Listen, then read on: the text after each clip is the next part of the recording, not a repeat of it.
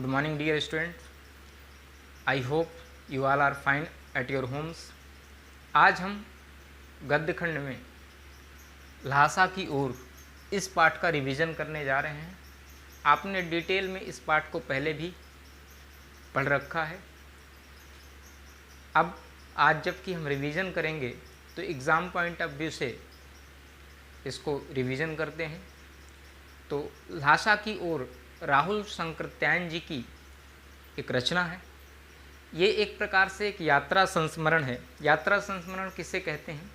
जब हम किसी यात्रा पर जाते हैं और उस यात्रा की जो यादें होती हैं उसको, वो जो संस्मरण होते हैं, वो जो स्मृतियाँ होती हैं, जब हम उसको लिख देते हैं तो उसको यात्रा संस्मरण कहते हैं। संस्मरण के अंतर्गत कुछ भी आ सकता है। चाहे आप अपनी कोई भी यादों को लिखें तो एक संस्मरण होता है। जैसे महादेवी वर्मा की बहुत सारे उनके जीवन के संस्मरण हैं। जैसे एक कहानी उनकी गिल्लू है, एक उनकी कहानी गौरा है। तो ये क्या है? उनके जीवन के संस्मरण हैं, उनके जीवन से जुड़ी हुई यादें हैं। तो राहुल शंकरत्यायन जी ने जो लिखा, यात्रा संस्मरण लिखा, तो उन्होंने लहासा की ओर जब वो पहली बार तिब्बत यात्रा पे गए तो वहाँ से लिया गया है। तो आइए इसको पढ़ते हैं।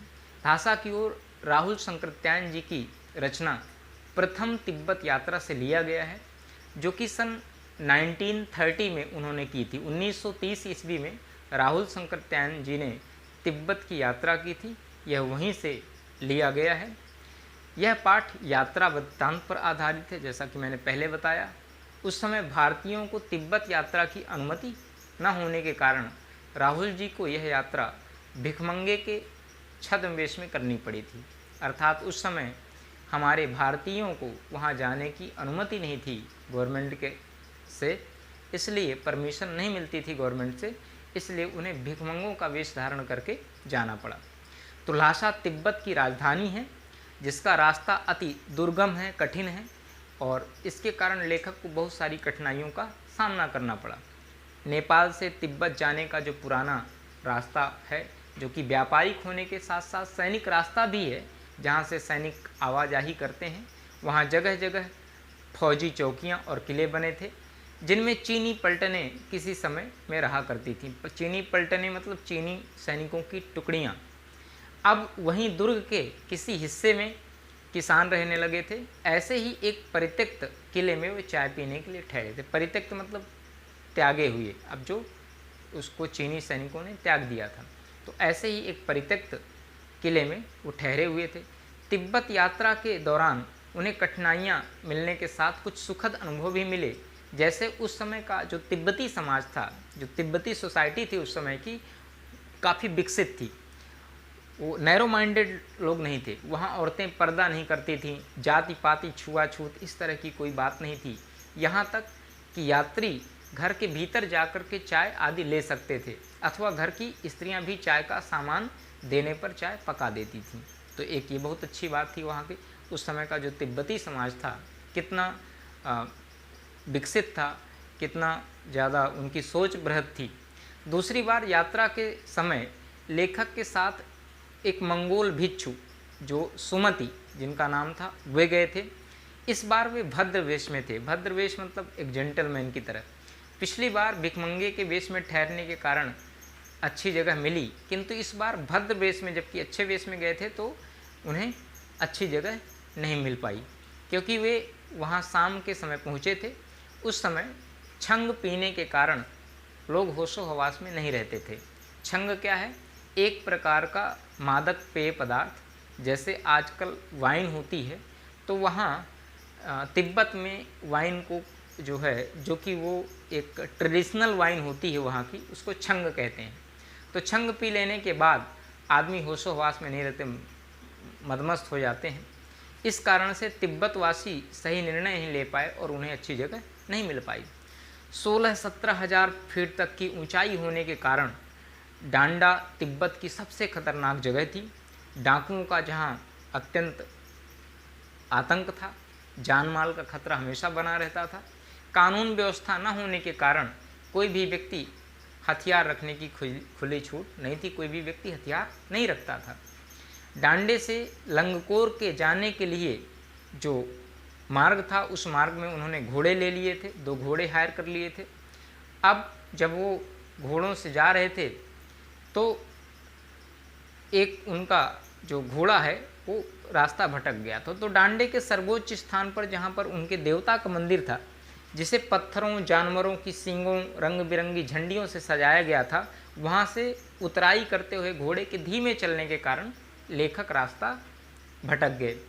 सुमति आगे पहुँच चले 2-2.5 किलोमीटर और ये कुछ पीछे रह गए, क्योंकि इनका घोड़ा सुस्त था, वो सुस्त धीमा घोड़ा था, धीमे चलने लगा मरियल सा। तो वहाँ से उतराई करते हुए घोड़े के धीमे चलने के कारण लेखक रास्ता भटक गए। फलस्वरूप वह लंगकोर देर से पहुंचा, जिससे उसे सुमित के गुस्से का सामना करना पड़ा। सुमित गुस्से से लाल, मंगोल आदमी पहले से लाल होता है, नेपाली आदमी, और एक तो गुस्से से लाल हो गया तो और बिल्कुल टमाटर की तरह लाल। तो वहाँ उन्हें ठहरने की अच्छी जगह मिलने के साथ खाने के लिए चाय सत्तू के अलावा गर्मा गर्म थुप्पा भी मिला। थुप्पा एक प्रकार का खाद्य पदार्थ है जो कि चावल से अमूमन बनता है। इस तरह से अगले दिन वे तिंगरी समाधिगिरी पहाड़ी पर जा पहुँचे, जहाँ सुमति के बहुत सारे यजमान रहते थे जो उसका बहुत सम्मान करते थे। सुमत ने वहाँ यजमानों को बौद्ध गया से लाए गए गंडे बांधे। गंडे मतलब जैसे हमारे यहाँ यज्ञोपवीत का जनेऊ होता है, ठीक उसी प्रकार से गंडे, जैसे कलावा होता है ठीक उसी प्रकार से गंडे होते हैं।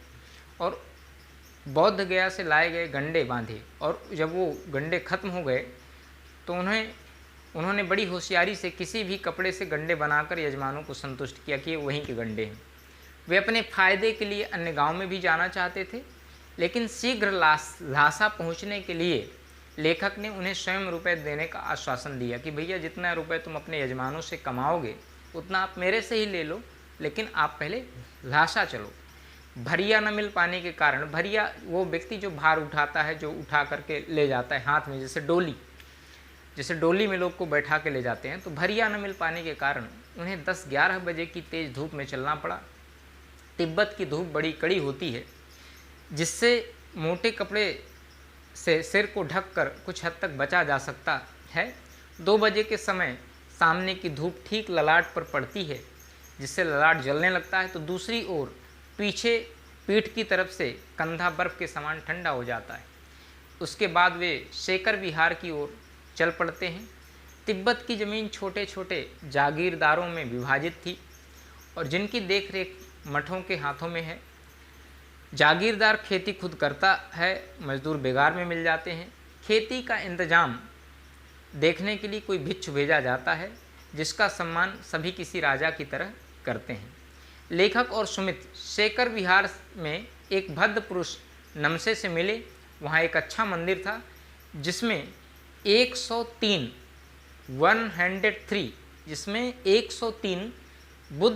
गौतम बुद्ध की हस्तलिखित, हाथ से लिखी हुई पोथियाँ रखी थी, जो मोटे कागज़ पर लिखी और 15-15 सेर से कम नहीं थी। एक बड़े मोटे कागज़ में थी और 15-15 किलो लगभग वजनी थी।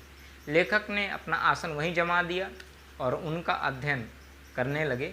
अब वो चूँकि जब अध्ययन करने लगे तो वो इस कार्य में 2-3 दिन तक का समय जो है व्यतीत करने वाले थे, तो उन्होंने अपना समय व्यतीत किया, उनको पढ़ने में, अध्ययन करने में लगाया। इसके बाद वे जो बौद्ध भिक्षु नमसे हैं उनसे विदाई लेते हैं और वहाँ से ल्हासा से निकल पड़ते हैं।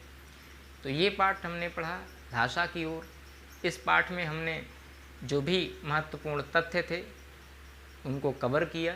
आपके एग्ज़ाम पॉइंट ऑफ व्यू से कहीं भी कोई ऐसा मैंने अनटच्ड नहीं छोड़ा जो कि आपके लिए महत्वपूर्ण हो और वो इस वीडियो में ना समाहित हो। तो ये आज की हमारी रिवीजन क्लास है। अगर आपको और अत्यधिक डिटेल में अक्षर सह शब्द सह पढ़ना हो तो इसके पहले वाले वीडियो को प्रेफर करें जो कि रेगुलर क्लास थी, और ये हमारा रिवीजन हमारी क्लास थी, इसमें हमने एग्ज़ाम पॉइंट ऑफ व्यू से पढ़ा। अगर आपको कहीं भी कोई भी डाउट हो या कोई क्वेरी हो तो आप मुझसे पर्सनली पूछ सकते हैं या कमेंट बॉक्स में कमेंट करके आप पूछ सकते हैं। Okay, thanks for watching.